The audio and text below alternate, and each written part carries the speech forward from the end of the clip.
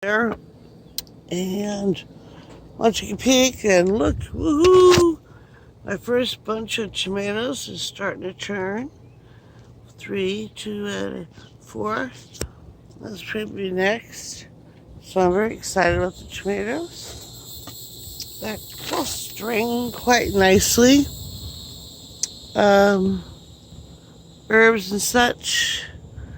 Green beans, peas.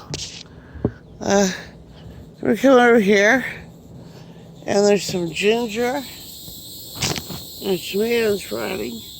There's a sweet potato. And finally, the long-awaited sweet potatoes. The other one was hoping to sprout forever and ever.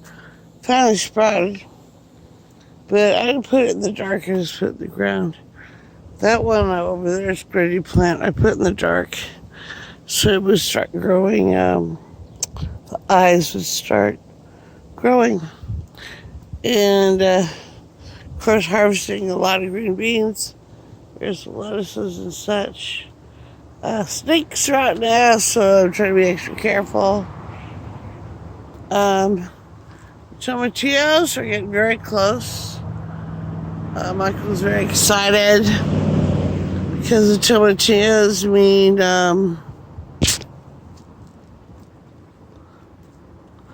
tomatillos and the peppers that we're growing, the chili peppers and the herbs. Well, mean salsa verde. And then look here. Don't know if you can see them. Praying mantis. Hello. I'm doing this with my son in my way, so I'm not so great. But as you see, the beans are vining up nicely. And even way. There's the pit. My sweet potato. Once it starts to make vines, you cut it back. And the vine has these little nodules on them. And you just plant them a few inches deep with a couple leaves showing and the rest all buried. And then they will root. And for each cutting, you're going to get about 2 to 3 mature sweet potatoes. In the fall, after the first freezing, you harvest them.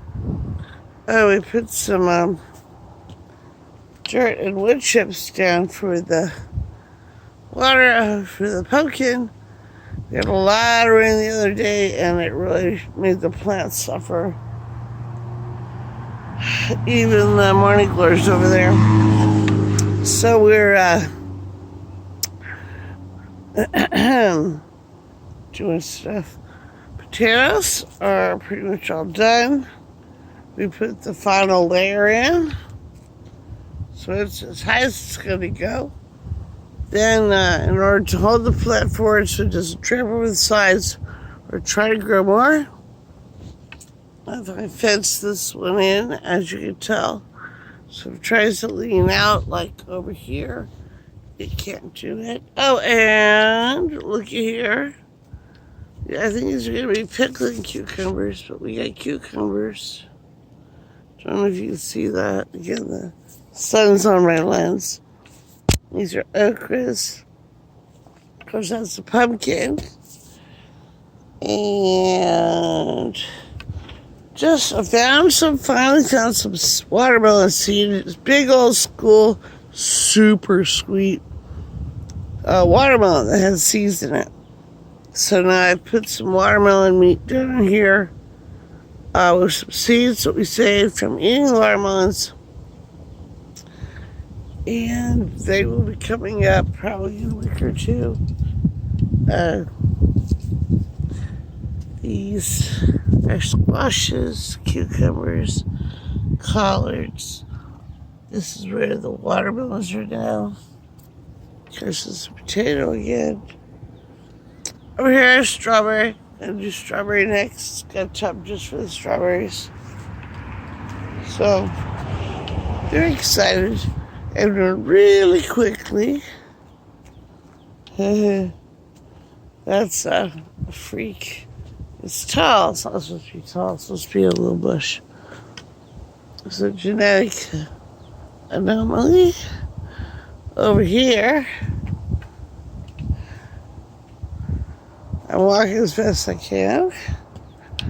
Green beans! And these are pinto beans. And they're pole beans. So I put this pole here and I tethered it down. The vines are going to come up here and go to that tree and go that way. And so I can literally walk underneath here like a clothesline and harvest green beans. They're awesome. Let's see, I just saw some blowing in the wind. Of course, because the snakes are out and all that, I have to be careful. So, oh, looky here. And you don't harvest green beans right after it rains or you water. But you can harvest them. And the other day, I got several handfuls. There's some over there, but I'm just going to let those be. So, tonight on our dinner menu is green beans, rice, chicken.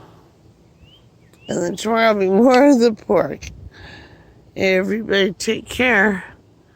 God bless. I think it's going to rain again.